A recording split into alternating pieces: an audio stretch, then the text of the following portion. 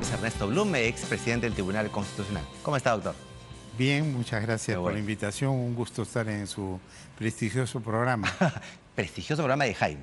Ya regresa el lunes. Yo estoy acá cumpliendo la labor de Muy bien, reemplazarlo. muy bien, Gracias, muy bien. Iván, por acudir. A ver, la pensión del señor Fujimori. Le pregunté a Ron Michan, ¿qué pasa con la pensión? Así como los procesos judiciales, ¿se extingue?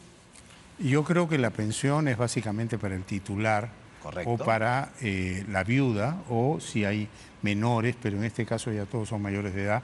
Me parece a mí que la lógica es que en este caso la pensión se extingue. Correcto, así como los procesos judiciales. Exactamente. Pativilca, por ejemplo, que se ha pedido hoy. Por supuesto. ¿Y No, tiene que pedir el abogado? No, no es, digamos... no, la extinción es automática. Claro. Es decir, el proceso penal es contra una persona. Una persona es un sujeto de derecho, así lo llamamos nosotros. Y ese sujeto de derecho, en la medida en que existe, en que está viva, ejerce sus derechos y es digamos, susceptible de ser imputado de un hecho delictuoso. Pero no habiendo persona, porque al fallecer la persona desaparece, no hay ya sujeto de derecho a quien perseguir, a quien denunciar, a quien contra quien accionar. En la audiencia de hoy, ¿era necesario entonces que el abogado haga este pedido? No, era innecesario. Para mí es automático, ¿no? Ajá. Ocurre lo mismo, por ejemplo, que cuando una persona fallece, en el instante en que expira se produce un salto en la titularidad del derecho de propiedad. Es decir, si esa persona dejó bienes, dejó una casa, por ejemplo, esa casa desde el momento en que expira y deja de existir, salta en cuanto a propiedad del causante a sus herederos. Y desde ese instante sus herederos ya son los dueños de esa casa en las proporciones correspondientes.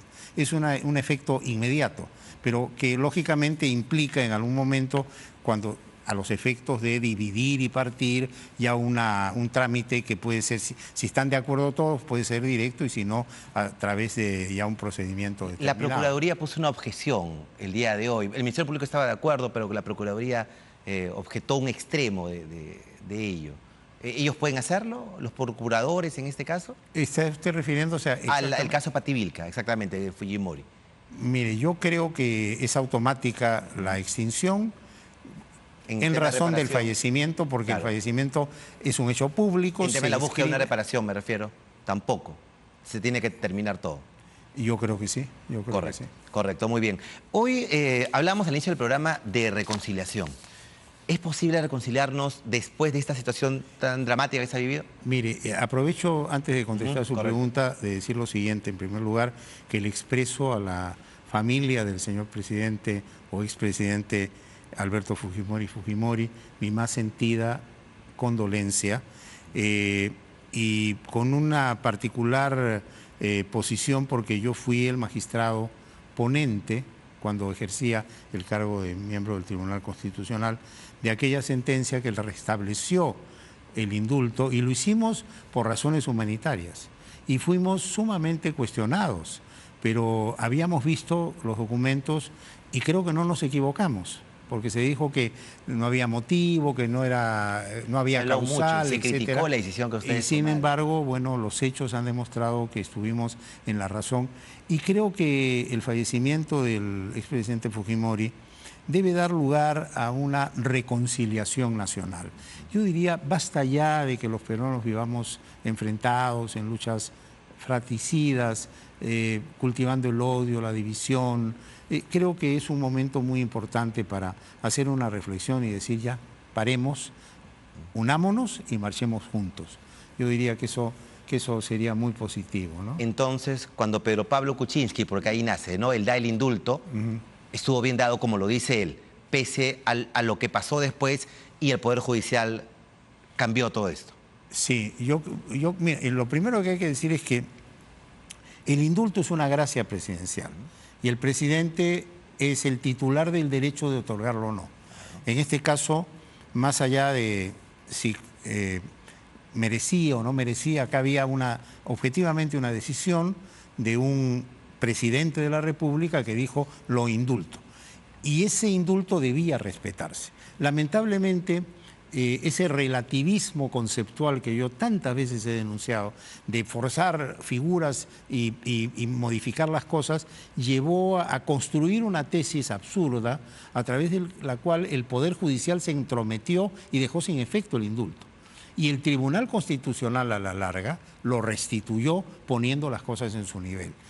Y por lo tanto es un hecho ya consumado. Creo que tenemos que aprender en el Perú, y esto lo he dicho muchas veces, a respetar la Constitución y las competencias de quienes tienen alguna facultad constitucional para realizar ciertos actos. Y el presidente tiene la facultad de indultar. Entonces, esto de cuestionar cada vez que un presidente indulta y crear todo un problema, inclusive internacional, porque acá se inmiscuyó el sistema interamericano de derechos humanos indebidamente. Y no se olvide usted que el sistema interamericano trató de impedir que se ejecutara la sentencia del Tribunal Constitucional en un acto que yo públicamente lo denuncié. Inclusive me recuerdo que grabé un video explicando cómo se había distorsionado el sistema interamericano, porque el sistema interamericano es un sistema de protección de derechos. Y en el caso del señor Fujimori había un habeas corpus que protegía su derecho. Y el sistema interamericano pretendía que se desprotegiera el derecho de Fujimori. O sea, ¿hasta dónde llegó el absurdo? ¿Y cuál fue el argumento? Que estaban supervisando la ejecución de una sentencia dictada hace 30 años. Y con el argumento de la supervisión de las sentencias, desnaturalizaban el sentido del sistema interamericano para ir contra una decisión cauteladora de derechos dictada por el Tribunal Constitucional. Claro, porque ellos podrían supervisar la sentencia, pero desde que el presidente dio el indulto, que está facultado, como usted señala, no tenía ninguna opinión que hacer. No tenía por qué entrometerse. Fue una figura muy forzada que ojalá no se vuelva a repetir, pero felizmente el Tribunal Constitucional del Perú se puso en su sitio y le dijo al sistema interamericano: yo acá estoy protegiendo derechos.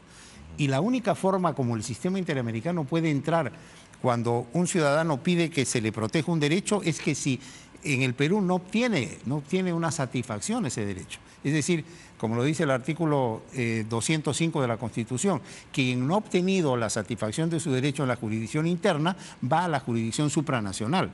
Es decir, si Fujimori en este caso había obtenido un habeas corpus a su favor que decía sale en libertad porque fue indultado, ¿qué era lo correcto? Respetar eso y no que el sistema interamericano le dijera no, que siga preso. O sea, se llegó a la tesis del absurdo mediante esta fórmula de hacer que los conceptos sean manejables de acuerdo al criterio de quienes están operando en ese momento. Y en esa resolución que ustedes firmaron quedó claro, para más adelante no ocurra, no ya con mediáticos como el caso de Fujimori, sino con otra decisión de un presidente en funciones para dar un indulto. Y es más, este colegiado, el actual Tribunal Constitucional, en una decisión valiente y sumamente, digamos, fuerte, porque hubo una campaña en contra de los magistrados, le dijo al sistema interamericano: usted respete la decisión de este tribunal, que es una decisión cauteladora de derechos fundamentales. Lo puso en su sitio el sistema interamericano. Así es. Esa es la verdad. Correcto, muy bien. Le hablaba al inicio de reconciliación, antes de empezar la entrevista. ¿Es momento de reconciliarnos? Mire, todo momento es momento adecuado para la reconciliación. Siempre es bueno, ¿no? Mire, y yo soy una persona que siempre hablo en positivo. Yo soy una persona que tiene profunda fe en el Perú y creo que el Perú va a salir adelante. Tenemos que dejar de enfrentarnos unos a otros. Tenemos que dejar de lado lo que el doctor Luis Bedoya Reyes, ese gran patricio de la democracia, decía que es el pleito de plumas. Es decir, mientras el Perú avance en muchas dimensiones y estamos construyéndonos como un Estado constitucional, seguimos en el pleito de plumas, ¿no? O sea, peleándonos en razón de denuncias y excesos y abusos en la parte coyuntural momentánea. Eso tiene que cambiar. Tenemos que ver hacia el futuro y creo que el Perú tiene un gran futuro y soy un entusiasta de ello. Y por eso, a pesar de mis años y mi trayectoria, yo sigo al pie del cañón tratando de defender la democracia, el sistema constitucional, el Estado de Derecho, y creo que eso tenemos que hacer. Algunos mensajes en redes sociales cuando murió Fujimori, ¿qué le parecieron? en contra, criticando, cuestionando y recordando algunos procesos que tal vez no era el momento cuando recién había muerto. Mire, lamentable porque revela falta de sensibilidad. Usted sabe que cuando la persona parte hay que ser solidarios con ese ser humano que como ser humano merece todo respeto, y con la familia. Pero ensañarse para criticar y seguir con lo mismo no es algo de espíritus altruistas ni nobles, sino de espíritus envilecidos por una serie de razones, entre ellas el poder o la ambición o el protagonismo u otras razones. Correcto. Jorge del Castillo habló hoy de reconciliación. Vamos a escucharlo y seguimos conversando con Ernesto Blume.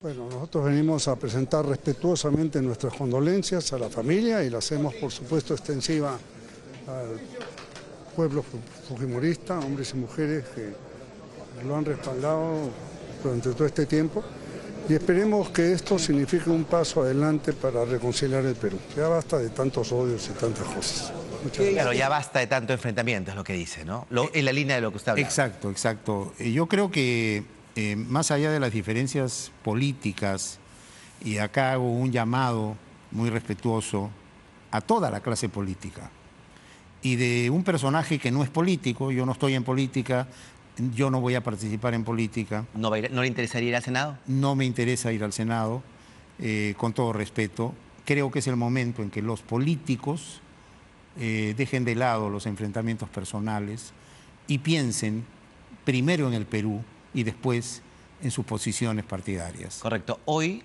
una buena reflexión la que nos hace. Hoy el Congreso, a nivel de la bancada de Perú Libre, ha planteado restituir la inmunidad parlamentaria. Un proyecto de ley de Simón Balcázar. Sí. ¿Qué me dice usted?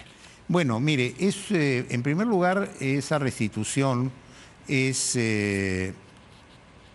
una decisión que implica una reforma constitucional. Claro. Entonces, eso hay que dejarlo claro. No es algo inmediato, es algo que implica una reforma con todos los trámites respectivos. Correcto. Ahora, si vemos lo que denominamos la Constitución histórica, es decir, desde la Constitución de 1823 hasta la de 1993, en casi todas ellas habían dos figuras a favor de los congresistas: la inviolabilidad y la inmunidad. La inviolabilidad era el no ser responsables por sus opiniones y votos en el ejercicio de sus funciones. Y la inmunidad, el estar sometidos a un procedimiento previo antes de pasar a la justicia ordinaria. En todas estas constituciones esa figura ha existido. Luego viene esta reforma de Vizcarra del año 2000, me parece que fue... ¿Que fue vía referéndum? Sí, fue... ¿Esa? ¿19? Sí, eso fue en la época de Vizcarra, claro, que se modificó, inclusive una ley después del 6 de febrero del año 2021, la ley 31.118, que modificó también esta figura y quedó en que se mantenía la inviolabilidad, pero que respecto de la inmunidad, la inmunidad quedaba de lado y había una cobertura muy reducida. Luego viene la reforma de la bicameralidad. Claro. Y en la reforma de la bicameralidad se mantiene el texto del artículo 93 señalando que cualquier imputación penal, porque se mantiene el tema de la no responsabilidad por sus votos, debe ser vista directamente por la Corte Suprema. De tal suerte que ahora aparece este proyecto en donde prácticamente pretenden volver a la inmunidad originaria, pero con una característica de que, a diferencia del texto original de la Constitución del 93, que prorrogaba un mes esa inmunidad después de cesado, acá se prorroga a un año. Yo diría que es un criterio opinable, que va a depender del debate. Tradicionalmente, en honor a la verdad, esta figura de la inmunidad se ha mantenido en las constituciones del Perú. Ahora, en razón de la coyuntura, de las circunstancias, del grado de corrupción, etcétera... ¿Con cuántos congresistas investigados? Claro, no creo que sea prudente que el Congreso entre en este debate.